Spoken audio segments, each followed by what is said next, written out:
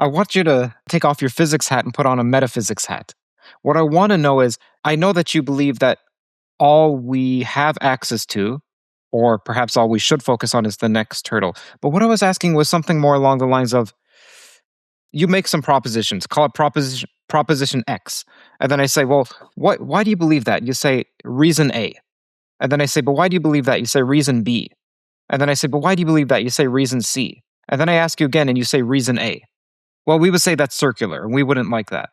Okay, but that's one route people can take. Another one is to just say, well, reason C, and I ask you why reason C, and you say reason C is axiomatic. I can't go further. And another one is to then go, well, reason C because of reason D, because of reason E, ... And you just keep going ad infinitum, pretend there's infinite letters of the alphabet. So those are three routes one could take for justifying something: axiomatic, circular, or infinite regress. What I wanted to know is, do you believe that the universe actually has this infinite regress? Or do you believe, well, Curt, this is a foolish question. You're just asking me something out of my wheelhouse. I'm a physicist. This is too philosophical for me. Or do you believe that there is a foundational layer? Or do you believe it's circular?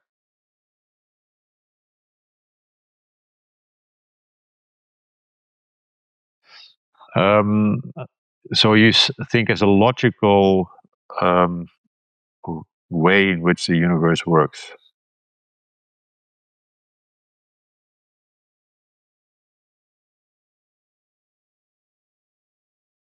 Well, there may be an end. I mean, it's true that the turtles all the way down has more to do with what we are capable of as humans. I think the universe might have a finite way in which it's describing itself, but one of the assumptions I always think that I like to believe in is the following: that suppose there is a way of describing what's going on in the universe, and you could put it on a computer, and it would calculate what would be going on. We would be able to make predictions. Any prediction.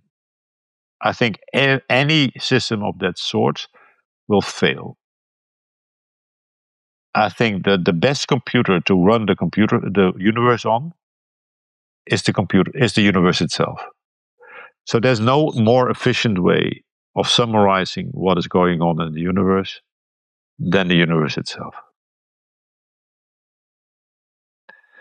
So any smaller thing that would try to do it will have to make an approximation. You have to throw away something. The universe itself is the most efficient way of making the universe work. I mean, it's also for me a very reassuring idea. I mean, what if there is a glitch in the code of the universe? In the sense that there's some bug there that may make the world end tomorrow. Mm-hmm. The fact that that doesn't happen, I go to sleep and I wake up. I know I kind of wake up tomorrow. I mean, my own health is the only thing that I worry about, but the universe will not stop. So it's not like the universe may have something wrong about it, or maybe that its equations kind of are not perfect. No, I think the universe is a perfect thing. But I feel this is also what is emergence. I mean, if I think about even consciousness or life, which are very important and difficult questions, I think the way we should understand them is also in terms of emergence. Everything like that is emergence. And in a certain way, even this grand design idea, maybe there's some intelligent design, all those things. But I feel that if a universe works in a very, I think emergence actually is the way to make things as efficient as they are now. I mean, I have this colleague, Robert Dijkgraaf, quite a famous guy, but he makes very nice talks also, where he says one of the things that physicists were looking for a very long time is beauty, something that makes a very beautiful thing. But there's also something about nature that's sort of more like garbage, where if you look at the next layer, it looks like garbage. And in a certain way, beauty can come from garbage, but even garbage can come from beauty. There's, if you write down the equations for the standard model, they're very beautiful. But if you make a very complicated thing, it can become very complicated. But then there's again something very beautiful. So this is a little bit related to these layers. If you read the little books by Feynman, he kind of says the very same thing, that somehow in the progress of nature we have seen these steps where something looks complicated and suddenly it becomes beautiful again. The 50s was like this, where people discovered many hadrons, mesons, and it looked like a mess. And then suddenly there was the quark theory. It was very simple. It was very beautiful again. I think that in the end, it's chaotic. I think our fundamental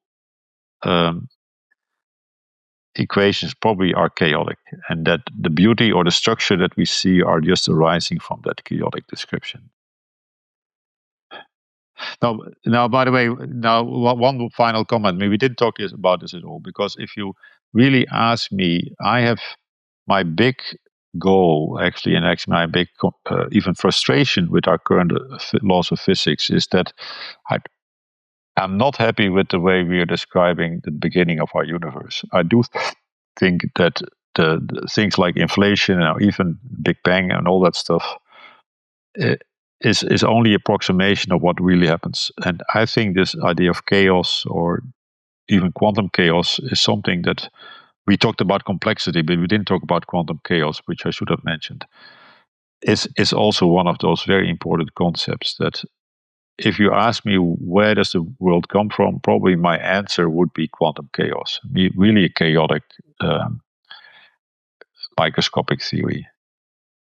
So you're not saying that inflation or the Big Bang didn't happen. You're just saying that that's not the full story. That's an approximate story. That is an approximate story, but I mean, in the sense that what I mean, if it doesn't happen, it really means that it's not the full story, and it's also just an approximation. But it's also telling us that we have been ignoring a lot in our description of the early universe. And this is where my approach is different. And actually, this also makes the idea of emergence of a much more of a important concept in my mind, because emergence always means that there's something underneath that you may not sort of fully describe or understand, but you can at least understand the equations that follow from it. And again, the most beautiful example I know about is how Boltzmann got to the laws of thermodynamics. He had no ideas what the atoms were or the molecules were at the microscopic level. He didn't know about the periodic table and all that stuff. Nevertheless, he could derive the laws of thermodynamics simply by assuming there were molecules and atoms. So in a certain way, I think we're doing the same thing. We're assuming there's a microscopic language in terms of quantum information, and we have some examples, but I don't think we will discover the microscopic description of our universe. But we do understand the general principles by which our laws are derived, are emergent.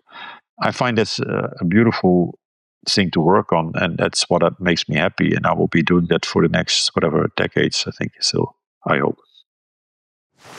The Economist covers math, physics, philosophy, and AI in a manner that shows how different countries perceive developments and how they impact markets. They recently published a piece on China's new neutrino detector. They cover extending life via mitochondrial transplants, creating an entirely new field of medicine. But it's also not just science. They analyze culture, they analyze finance, economics, business, international affairs across every region. I'm particularly liking their new insider feature. It was just launched this month. It gives me a front row access to The Economist's internal editorial debates, where senior editors argue through the news with world leaders and policymakers in twice weekly long format shows. Basically, an extremely high-quality podcast.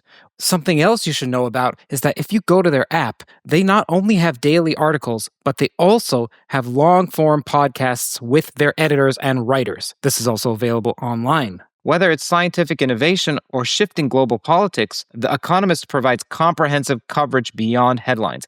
As a TOE listener, you get a special discount. Head over to economist.com/TOE to subscribe. That's economist.com/TOE for your discount.